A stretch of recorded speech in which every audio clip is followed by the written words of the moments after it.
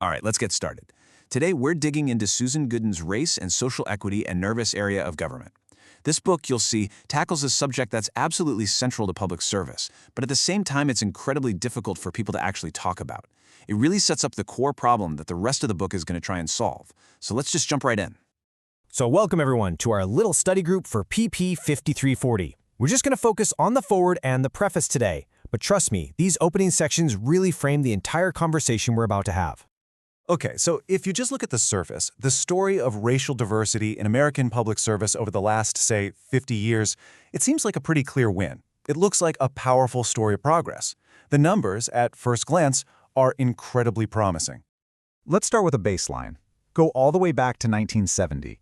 If you went around and counted up every single black elected official at the state and local levels across the whole country, you'd get this number, 1,469. Just kind of lock that number in your head for a second. Now let's fast forward 40 years to 2010. That number, it didn't just grow, it exploded, all the way up to over 10,000. That is a massive, massive change. We're talking more than a 7-fold increase. It really points to a huge shift in the political landscape. And, this isn't just about who we elect. If we look at the public administration workforce, the folks who are actually running our government agencies day to day, we see the same kind of trend. Minority representation went from about 28% in the mid-90s to over 34% by 2010.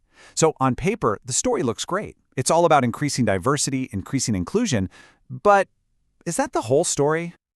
Well, this is where the whole narrative gets a lot more complicated. Because running right alongside that beautiful story of progress, there's another, much more troubling story. And it's a story about deep, persistent racial disparities in the very services that these public agencies are supposed to provide. So this is where that story of progress just collides head-on with a totally different reality. I mean, despite having more diversity in government, just look at these outcomes. In the criminal justice system, African Americans are 3 times more likely to be involved. In child welfare, their kids are twice as likely to be placed in out-of-home care. The gaps in high school graduation rates, in SAT scores, they're huge. Something just isn't adding up here. And this brings us right to the central paradox that this whole book is trying to explore. How can these two completely contradictory realities exist at the very same time? You have more representation on one hand, but on the other you have this continued deep-seated inequity. This really is the core question, isn't it? It's the big puzzle that public administration has to confront. If the people in charge are becoming more diverse, why are the outcomes for minority communities often still so poor? What is going on inside our public institutions that allows this to happen? Well, the book's author, Susan Gooden, and the writer of the foreword, Samuel Myers Jr., they suggest that a big part of the answer lies in what we don't talk about. There's this sort of collective reluctance, this avoidance, when it comes to addressing race and racism head-on. And look at this. This is fascinating data from academic publishing.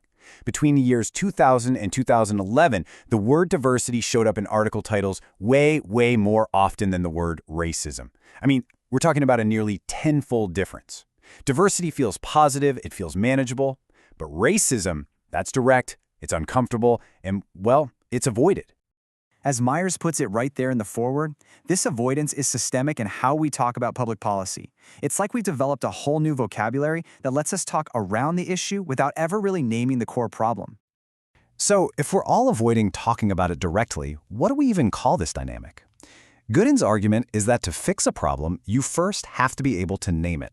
And she gives us a really powerful new term to do just that. She actually introduces this idea through a personal story from her own hometown in Virginia.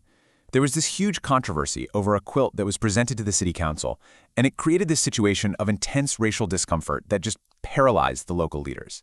And she argues that this small-town example is basically a perfect microcosm of a much bigger issue in public life. So that's the key question, right? What's the vocabulary for this feeling, for this tension and this paralysis that so many public servants feel when they have to deal with issues of race and equity? And here it is. Susan Gooden gives us the term a nervous area of government. It's brilliant because it perfectly captures that feeling of anxiety, of confusion, and that avoidance that leads directly to inaction, which allows all those disparities we saw earlier to just keep on going. And to really hammer home how important this new concept is, Myers compares it to other huge ideas in public administration. He's basically saying that just like the term street-level bureaucrats gave us a whole new way to understand how policy actually gets done, a nervous area of government gives us a new and totally essential lens to understand why policy so often fails. But here's the really crucial part. The book doesn't just leave us with the problem. It's designed to be a practical, useful guide.